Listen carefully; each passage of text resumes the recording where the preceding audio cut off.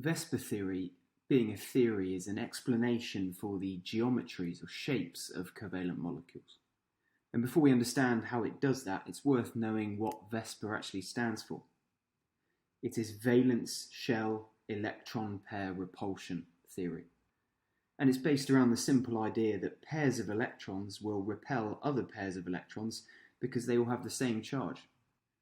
And applying this principle to covalent molecules, we can predict the geometry of those molecules, including the bond angles. The first step in this process is going to be to identify the number of pairs of valence electrons around the central atom, and the way we do that is using a Lewis diagram. However, there is one complication we need to address first. The problem we find is that many molecules have multiple covalent bonds, which means we have multiple electron pairs occupying the same region of space. And this means that we need to treat these multiple covalent bonds as single areas of electron density. And to do so, we're going to use the term electron domain. And the term electron domain can include a non-bonding pair of electrons, sometimes called a lone pair. It can include the pair of electrons in a single covalent bond. And importantly, it can also include the two pairs of electrons in a double bond, and also the three pairs of electrons in a triple bond. And each of these things would be counted as just one electron domain. Let's now try and apply this theory to some examples. For the first example, we're going to consider a molecule in which the central atom has two electron domains. Let's take beryllium chloride. And before we predict the molecular geometry of this molecule, there's a number of things we need to work out. Firstly, the number of electron domains. Secondly, the electron domain geometry. Thirdly, the number of non-bonding pairs of electrons. Fourthly, the number of bonding pairs of electrons. And finally, we should be able to predict the molecular geometry and bond angles. Remember, for each of these columns, we are interested in working out a number focusing only on the central atom, which in this case is beryllium. For the first column, I need to identify how many electron domains there are around beryllium. And remember, an electron domain can be any of the four things listed at the top of the page. So if I look at my Lewis diagram, I can see that around my beryllium there are two single bonds, and both of those count as one electron domain each. So in total I have two electron domains around the beryllium. Knowing that these electron domains are going to try and repel each other and be as far apart as possible, I would expect the electron domain geometry, taking into account these two electron domains, to be linear, because that's the arrangement that allows those electron domains to be as far apart from each other as possible. The third column is the number of non-bonding pairs, and actually I can't see any non-bonding pairs in my Lewis diagram, so I'm going to put 0. And for the fourth column, as we already identified, there are two pairs of electrons being used in bonds. So in the case of this molecule, there are no non-bonding pairs that might interfere with my geometry, so the molecular geometry, describing the position of the bonds, is going to be exactly the same as the electron domain geometry. It's linear. If I use the molecular modelling software on phet.colorado, I could see a simple diagram something like this. And knowing that my molecular geometry is linear, I would expect the bond angle between these two bonds to be 180 degrees, a straight line. Let's now have a look at a second example where there is a central atom with three electron domains. In this example, let's first look at boron trichloride. Here's the Lewis diagram. For the number of electron domains around the boron, I can see that there are three single bonds, meaning I have three electron domains. Again, these electron domains will be repelling each other and aim to be as far from each other as possible, which would mean my molecule takes the shape of a triangle. And the scientific terminology for this is triangular planar. Clearly the word triangular comes from the shape of a triangle, and planar means that those bonds are all in the same plane, as we'll see in a moment. Around my boron there are no non-bonding pairs, And as we already identified, the 3 electron domains are all bonding pairs of electrons. So, as with example 1, the molecular geometry will be exactly the same as the electron domain geometry. And here are 2 molecular models representing this. With a bit of simple maths, I could work out that the angle between bonds in this molecule is going to be 120 degrees. And the second image taken from side on shows that those 3 bonds are all in the same plane, which is why we call it triangular planar.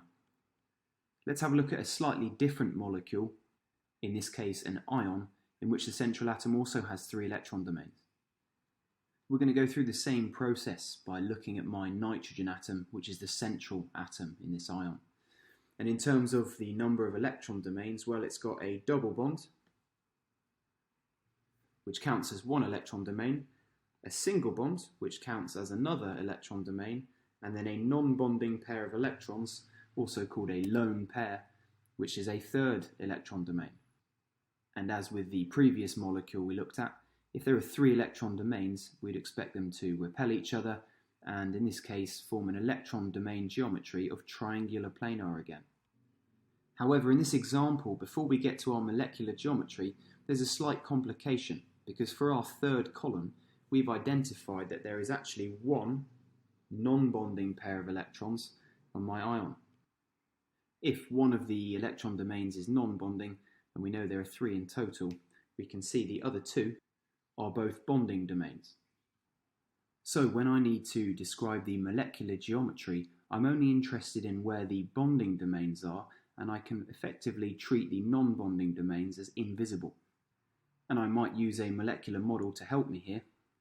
I can see that the actual molecular geometry, which ignores the lone pair of electrons, is actually V-shaped or bent.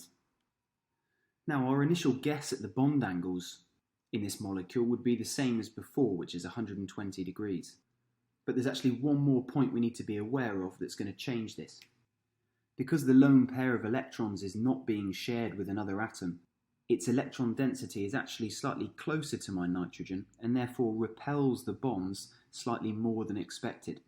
So as a general rule, for every non-bonding pair of electrons on the molecule, the bond angles will reduce by about 2 degrees. So in this case, instead of 120 degrees, we would predict about 118 degrees. And that's a good general rule throughout. For the final example in this video, let's consider a central atom with 4 electron domains around it. Let's first look at the molecule methane with the molecular formula of CH4. In terms of the number of electron domains around the carbon, I can see 1, 2, 3, 4 single bonds. So in my first column I can write 4. And whenever we have a molecule with 4 electron domains around the central atom, the electron domain geometry is going to be tetrahedral. And we need to be a little bit careful here, because in my Lewis diagram, we might predict the geometry to look a little bit like a square. But in 3D space, when these bonds are all repelling each other, they end up in 3D space looking something like this. In this molecule, we have 0 non-bonding domains, which means we must have 4 bonding domains. Yep, we've got 4 single bonds. So again, if there are no non-bonding domains, my molecular geometry will be exactly the same as the electron domain geometry. And unless you are particularly good at maths, you probably won't be able to guess the bond angle in this tetrahedral geometry, so you need to memorize it. You'll see slightly different numbers in different places. We're going to go with simply 109 degrees. Let's now take a slightly different molecule which also has 4 electron domains.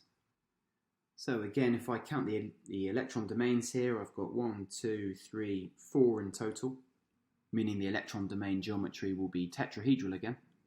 But this time I have 1 non-bonding domain.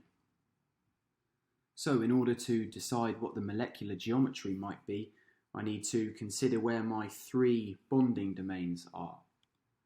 So by treating the lone pair in my molecular model as invisible, you might notice that we have a kind of triangular pyramid shape formed by those bonds. We call this molecular geometry triangular pyramidal. And remember, although I might predict these bond angles to be similar to the last molecule, which was 109 degrees, because there is a lone pair of electrons, that angle is going to decrease by approximately 2 degrees. So the bond angle will be approximately 107 degrees. Let's look at one final molecule which also has 4 electron domains around the central atom. Here we have the Lewis diagram for a water molecule. And I can see that again I have 1, 2, 3, 4 electron domains. So my electron domain geometry will be tetrahedral again, as it takes into account all 4 of the electron domains. In the example of water though, I have 2 non-bonding domains, and therefore only 2 bonding domains. So before we try and predict the molecular geometry, let's have a look at a molecular model of what this looks like in 3D space. Well, if I'm ignoring the 2 non-bonding domains, or the lone pairs, I can actually see that the bonds make a bent or V-shaped geometry. And finally, to predict the bond angles, well, we know that a tetrahedral geometry would be 109 degrees. However, in this case, there are actually 2 non-bonding domains, so I need to reduce that angle by about 4 degrees. That's 2 degrees for each lone pair. That gives me an angle of about 105. And yeah, that's pretty much it for VSEPR theory, so let's quickly summarise the key points from this video. Firstly, VSEPR theory allows us to predict the geometry of covalent molecules and some ions. We use Lewis diagrams to identify the number of electron domains and therefore the electron domain geometry. Here are the examples you need to know. Once we've identified the electron domain geometry, we can then identify the number of non-bonding domains and use that to then predict the molecular geometry and bond angles. And here are the specific molecular geometries you'd be expected to know. Hopefully, this video is of some help.